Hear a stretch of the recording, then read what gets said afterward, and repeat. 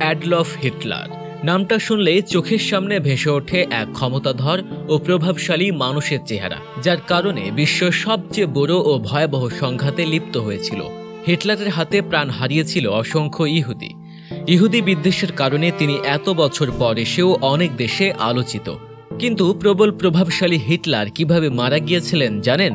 না, অন্য কারো হাতে নয়, হিটলার নিজেই নিজের প্রাণটা নিয়েছিলেন, অর্থাৎ তিনি আত্মহত্যা করেছিলেন।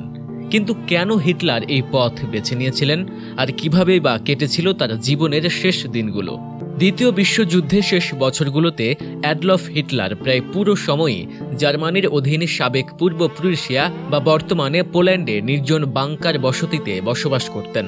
তার আত্মরক্ষার্থে আরও বাংকার ছিল বাভারিয়া রাজ্যের আলপস পর্বতমালার বার্চটেস গার্ডেন ও সালজবার্গে, আর ছিল বার্লিন শহরের কেন্দ্রস্থলে ভিলহেমস্ট্রাসে ৭৬ ও পেছনের রুড কলমাস্ট্রাসের সীমান্ত ঘিরে হিটলারের তৈরি নতুন চ্যান্সেলর ভবনের পেছনে বাগানের নিচে। জার্মানিতে অবস্থিত হিটলারের বাংকার জীবন ও সহকর্মীদের নিয়ে নানা তথ্য জানা থাকলেও সাবেক জার্মান বর্তমানে পোল্যান্ডে অবস্থিত ভলবোসাঞ্জে বাংকারটির কথা কমই শোনা যায়। অথচ দ্বিতীয় বিশ্বযুদ্ধের শেষ বছরগুলোতে ১৯৪১ থেকে ১৯৪৪ সালের মধ্যে তিনি ৮০০ দিনেরও বেশি সময় সেখানে কাটান।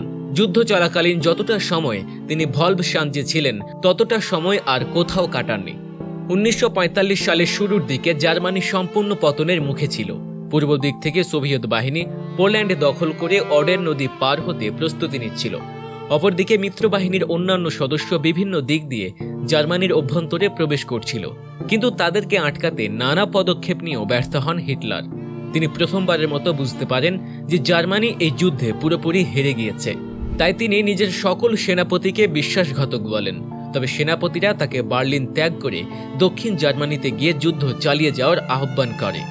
হিটলার তাতে সাড়া না দিয়ে বলেন তারা যা ইচ্ছা করতে পারে, কিন্তু তিনি বার্লিন ত্যাগ করবেন না।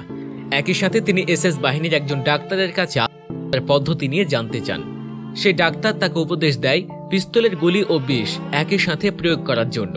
১৯৪৫ সালের ২৫ এপ্রিল সোভিয়েত বাহিনী পুরো বার্লিন ঘিরে ফেলে। এর ৪ দিন পর ২৯ এপ্রিল মধ্যরাতে হিটলার তার ১৫ বছরের সঙ্গিনী ইভা ব্রাউনকে একটি বাংকারের ভেতর বিয়ে করেন।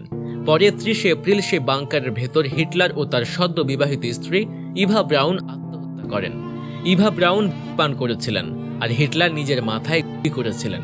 হিটলারের চূড়ান্ত পরাজয় ও আত্মহরণের সময় পর্যন্ত ভলবোসাঞ্জে আবাসস্থলের সহচরেরা, সহকারী সেক্রেটারি, পরিচারকেরা বার্লিন বাংকারেও তার পাশে থেকে যান। হত্যা আর নৃশংসতায় যে জার্মান শাসক সব বর্বরতাকে ছাপিয়ে গিয়েছিলেন, তিনি নিজেই করেছিলেন আত্মহত্যা। হোলোকাস্টের পরিকল্পনা ও বাস্তবায়নে সরাসরি জড়িত ছিল ১০,০০০ থেকে ৫০,০০০ লোক। ইহুদি ছাড়াও হিটলারের এই গণহত্যার শিকার হয়েছিলেন সাধারণ যাযাবর, রোমানি যাযাবর, পোল্যান্ডবাসী, কমিউনিস্ট, সমকামী, সোভিয়েত যুদ্ধবন্দীরা। হিটলার শত্রু মারতে দ্বিতীয়বার ভাবতেন না, অথচ তার জীবন এসেছিল নানা উত্থান পতন। শৈশবে হিটলারের মা মারা যাওয়ার পর অর্থের অভাবে স্কুল ছেড়ে দেন তিনি। এরপর ভাগ্য অন্বেষণে বেরিয়ে পড়েন।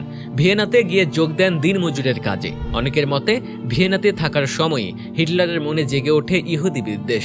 তখন জার্মানির অধিকাংশ কলকারখানা ও সংবাদপত্রের মালিক ছিল ইহুদিরা। এছাড়া দেশের অর্থনীতির অনেকটা অংশই তখন নিয়ন্ত্রণ করত ইহুদিরা। হিটলার কিছুতেই মানতে পারছিলেন না জার্মান দেশে বসে ইহুদিরা জার্মানদের উপরে প্রভুত্ব করবে। তিনি আক্ষেপ করে বলেছিলেন, ইহুদিরা বেঈমান জাতি, এদের কখনো বিশ্বাস করতে নেই। এই কথাতেই তার ইহুদি বিদ্বেষ কতটা তীব্র ছিল তা প্রমাণিত হয়। ১৯১২ সালে হিটলার ভিয়েনা ছেড়ে চলে যান মিউনিখে। সেখানে দুঃখ, কষ্ট আর বেঁচে থাকার সংগ্রামে আরও ২ বছর কেটে যায়। ১৯১৪ সালে শুরু হয় প্রথম বিশ্বযুদ্ধ। ওই যুদ্ধে হিটলার সৈনিক হিসেবে যোগ দেন।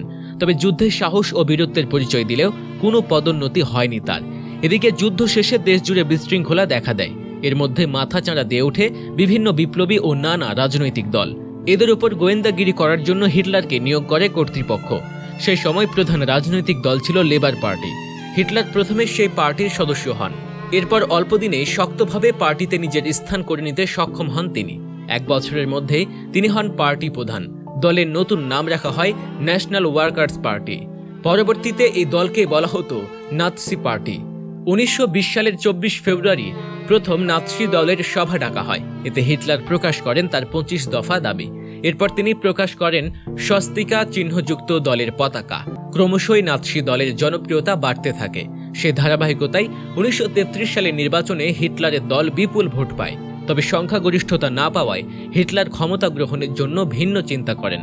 তিনি পার্লামেন্ট ভেঙে দেন এবং ক্ষমতা দখলের জন্য শুরু করেন ঘৃণ্য রাজনৈতিক চক্রান্ত। এভাবে অল্প দিনের মধ্যেই বিরোধী পক্ষকে প্রায় নিশ্চিহ্ন করে দিয়ে হিটলার হয়ে ওঠেন সমস্ত জার্মানির একচ্ছত্র অধিপতি। জার্মানির কর্তৃত্ব নিয়ে তিনি ক্ষান্ত হননি। নানান নাটকীয়তা শেষে হিটলারের নাৎসি বাহিনী জড়িয়ে পড়ে দ্বিতীয় বিশ্বযুদ্ধে। একের পর এক দেশ দখল করে প্রায় বেপরোয়া হয়ে উঠেছিল নাৎসিরা। তবে শেষ রক্ষা হয়নি। হিটলার নিঃসন্তান হিসেবেই মৃত্যুবরণ করেন। কিন্তু হিটলারের কিছু ঘটনা, ছবি ও যাতায়াত সম্পর্কে গবেষণা করে কেউ কেউ দাবি করেছেন তার সম্ভবত এক জারজ ছেলে ছিল। হিটলার যখন জার্মানি সেনাবাহিনীতে ছিলেন তখন এক ফরাসি মেয়ের দেখা পান। মেয়েটির নাম ছিল লবজয়ী শার্লট।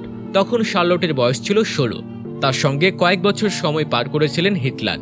শার্লটের একটি ছেলে সন্তান হয়, নাম জ্যা ম্যারি লরেট। লরেট 1948 সালে তার মায়ের মৃত্যুর আগ পর্যন্ত এই ব্যাপারে কিছু জানতে পারেননি। পরে তিনি এ ব্যাপারে তথ্য জানতে পারেন এবং জন্মের সময়টিকে মিলিয়ে দেখেন। এরপর থেকে তার মধ্যে একটা প্রবল বিশ্বাস কাজ করত যে হিটলার তার পিতা। Your father's name Aja Hitler নামে একটি আত্মজীবনীমূলক বইও লিখেছিলেন তিনি। এটা নিয়ে বেশ আলোচনা সমালোচনা শুরু হয়েছিল এক সময়। পরে এই বিষয়ে ফ্রান্স ও জার্মানির গবেষকরা গবেষণা করে এর সত্যতার পক্ষে প্রমাণও পেয়েছেন বলে দাবি করেন। এরপর এটা নিয়ে বেশ মাতামাতিও শুরু হয়েছিল।